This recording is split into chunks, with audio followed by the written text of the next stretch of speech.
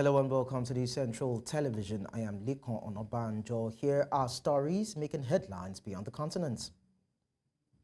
We begin the news in America, where U.S. Vice President Kamala Harris broke U.S. election campaign tradition by skipping the annual Al Smith charity dinner in New York, opting instead to campaign in swing state Wisconsin. She sent in a pre-recorded skit poking fun at Donald Trump in her place. The Republican White House nominee did attend the charity dinner, mocking his Democratic rival during a gag-filled speech. For News Central, international correspondent Yahya Sinwar has more.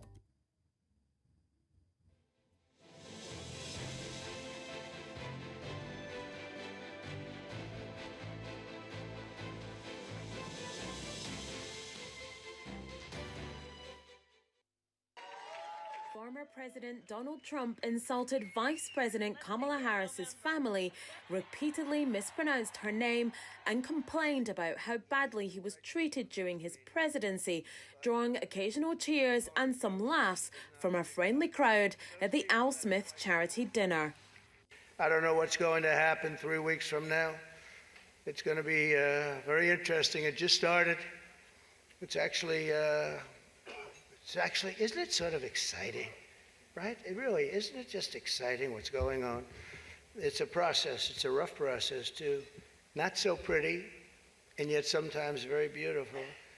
Trump's monologue at the storied Catholic fundraiser, a New York City venue that has traditionally featured light roasts by the two major party nominees in presidential election years, came as Harris, who decided last month she would skip the event, wrapped up her 6th trip to battleground Wisconsin since President Joe Biden dropped out of the race. 1,000 highway miles away, Harris was barnstorming the critical blue wall states and trying to shore up her most favourable path to the White House. She sharpened her attacks on her GOP rival by using his words against him as the race enters its final weeks. And we are all clear. The American people are exhausted with his gaslighting. Exhausted. Enough. Enough. We are ready to turn the page. Today, the presidential campaigns are heading for Michigan to woo voters in the battleground state. Michigan has the country's largest proportion of Arab Americans and is the birthplace of the Uncommitted movement, a protest campaign to pressure Joe Biden and Kamala Harris to secure a ceasefire in Gaza, which has declined to endorse Harris. Opinion polls suggest Harris retains the small lead over Trump she's kept up since entering the race at the end of July, but the contest is tighter in the all-important swing states. For News Central, I'm Yahya Sinwar.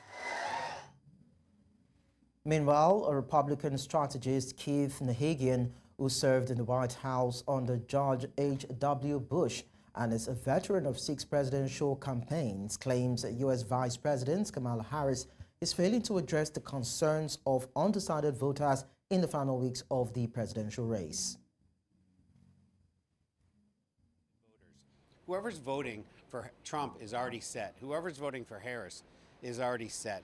The undecided voter is undecided for a reason, because they haven't heard what they care about in order to make the decision. The top 3 issues for an undecided voter is the economy, crime, and immigration. So it's important to really drill into that. Kamala Harris had a lot of interviews this week and last week. She hasn't messaged to the right audience to get them to move. Well, joining me to discuss this is a foreign policy analyst, Bolu Michael Biyi. Bolu, thank you so much for joining us. Now, what does Kamala Harris's decision to skip the charity dinner in favor of campaigning in Wisconsin suggest about her campaign strategy as the election draws near? Okay, well, it just shows where her priority lies. I think that she's focused on, speaking to voters in the swing states. I'm sure she must have consulted her campaign team, a strategist, and several consultants on her team.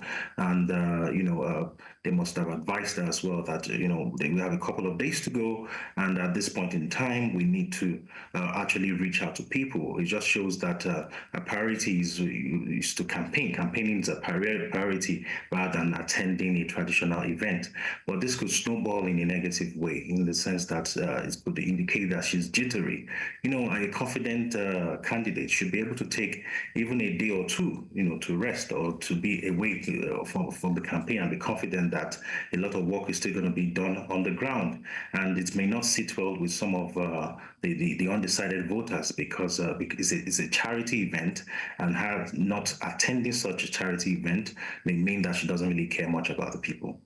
Interesting. So then how do the latest polls reflect the current sentiment of the American electorate towards both candidates? And what factors would you say are actually driving these trends now?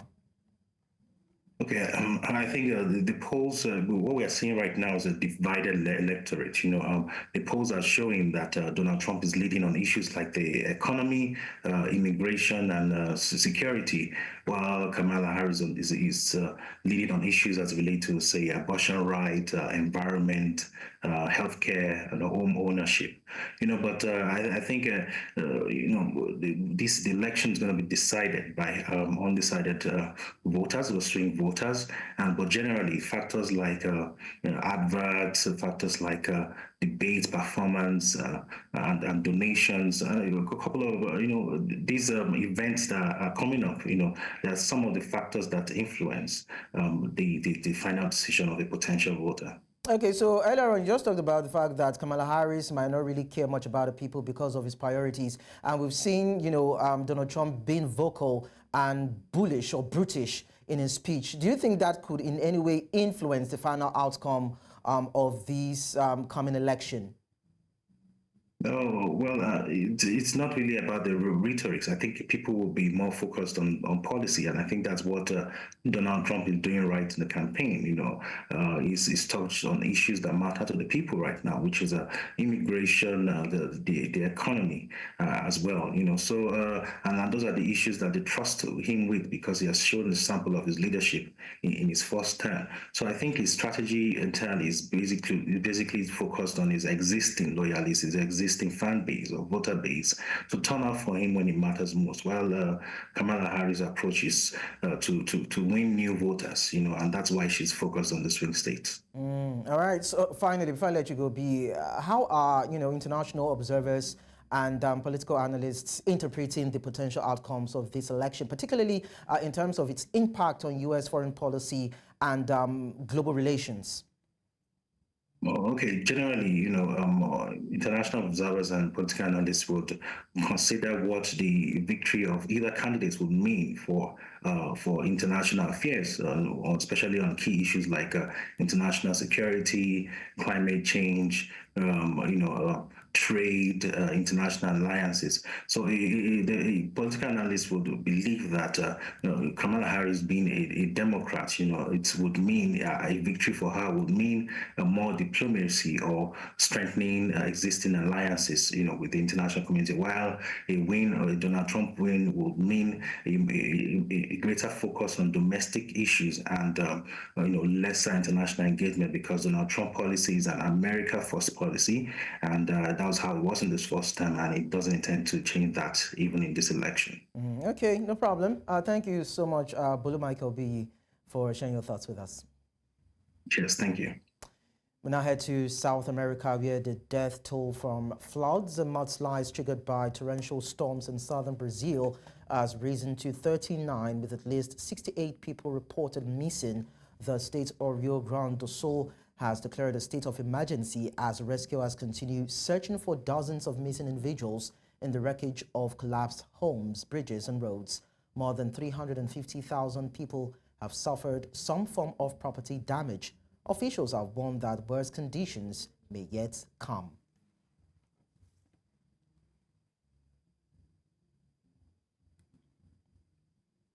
Now, the collapse of the Fundão Dam near the city of Mariana in southeast Brazil in November 2015, which unleashed 60 million cubic meters of iron ore waste and mud byproduct of iron ore mining operations in the area, led to the deaths of about 19 people, including children.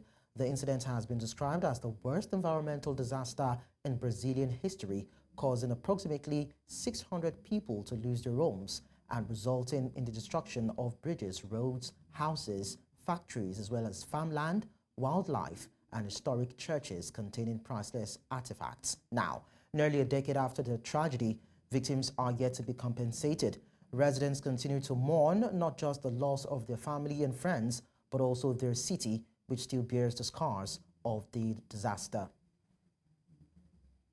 Que me aliviar é ver eles presos atrás das grades. Mas enfim, eu não vou conseguir isso porque eles têm poder, eles têm dinheiro. Se fosse para ser feito, já tinha sido feito. E a tristeza de estar do jeito que está, porque o que mais revolta a gente é o rejeito. Está aqui presente ainda. Para mim, igual meu pai sempre fala, é como se eles tivessem nos apunhalado e deixado o punhal cravado. Esse rejeito tem esse sentimento para a gente. Uma coisa ao longo desse processo que o direito ele é diferente da justiça. Embora ocupem o mesmo espaço, a justiça plena, eu acredito que ela não vai ser alcançada. O que a gente pode ter através do julgamento em Londres é uma reparação justa, mais justa possível, né, além do que está sendo oferecido aqui através das ações civis públicas, através da própria repactuação, que a gente não tem participação nas mesmas negociações da repactuação. Não teve nenhum atingido que sentou na mesa, que pôde participar da mesa. Então são 9 anos de pessoas decidindo a nossa vida, sem nos ouvir e sem pisar na lama, porque a maioria dessas pessoas fica numa sala, trabalhando numa sala com ar-condicionado. Let's now go on a short break on Beyond the Continent. When we return, Biden shows hope Hamas leader Sinwar's death leads to Gaza ceasefire. We'll tell you more of the story and bring you all the stories when we return from this break. Don't go away. Many thanks for staying with us. The news continues with updates from the Middle East conflict, where the Palestinian militant group Hamas has confirmed that its leader, Yahya Sinwar, had been killed by the Israeli military in Gaza. This was confirmed in a recorded video statement by a Qatar-based Hamas official, Khalil al-Hayya. Hamas's announcement comes a day after Israel announced his death. ننعى القائد الكبير الأخ المجاهد الشهيد يحيى السنوار أبو إبراهيم رئيس المكتب السياسي لحركة المقاومة الإسلامية حماس وقائد معركة طوفان الأقصى. In the meantime, Israel has taken responsibility for the killing of Hamas leader Yahya Sinwar.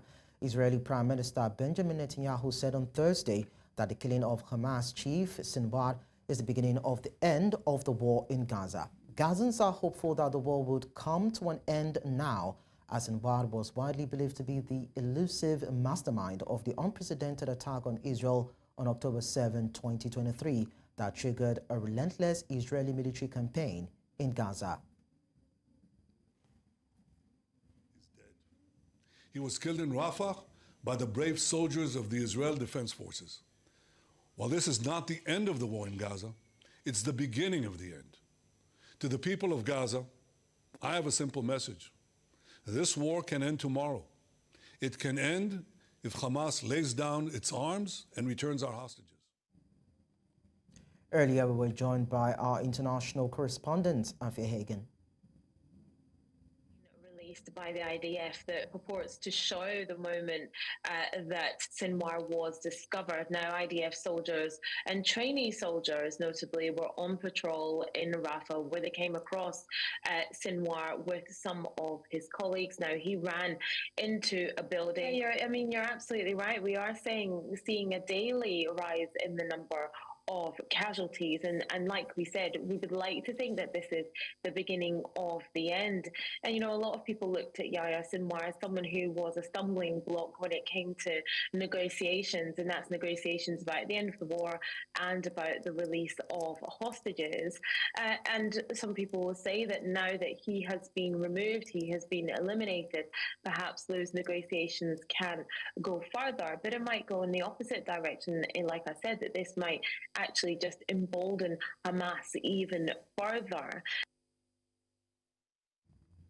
In the meantime, U.S. President Joe Biden has described the death of Hamas leader Yahya Sinwar as a moment of justice and an opportunity to seek a path to peace in Gaza.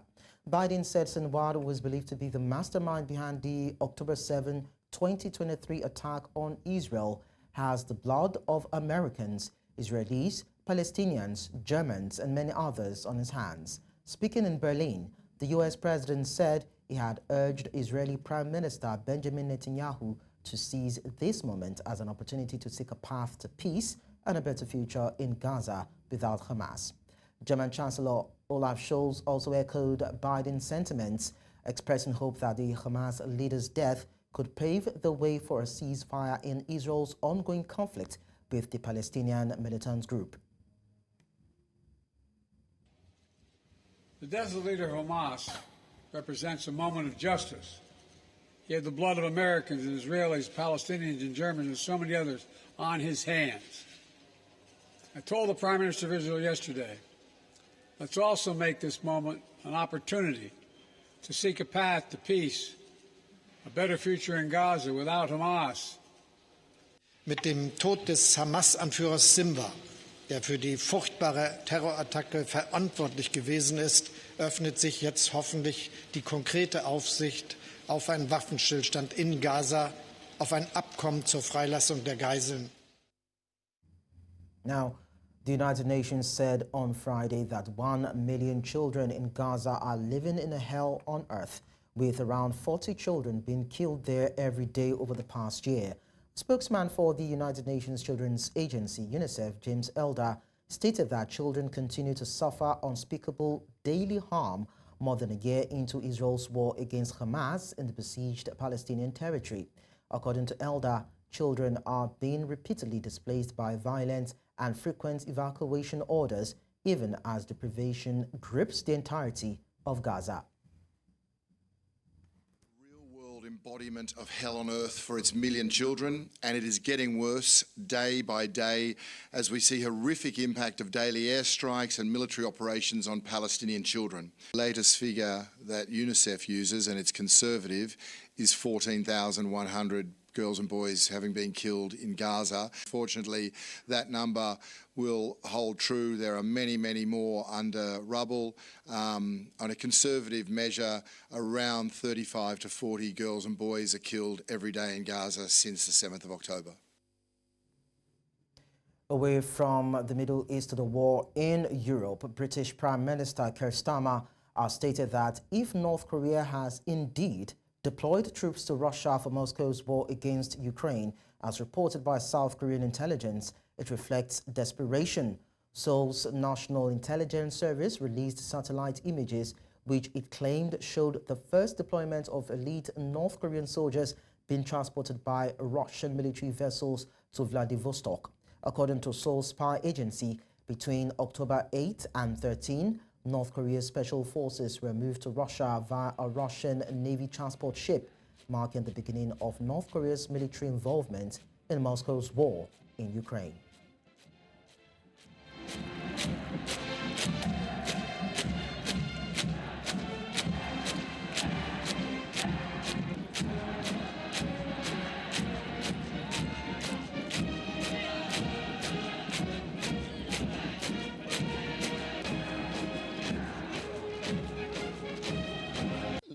I've seen the reports in relation to this development.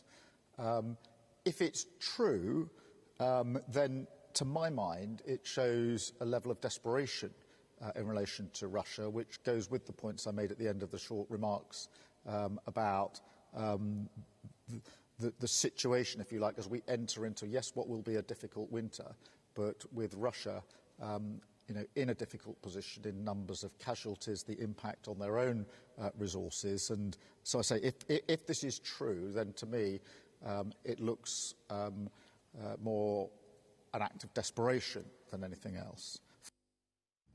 Meanwhile, Russian President Vladimir Putin has announced that he will not attend the G20 summit in Brazil this November.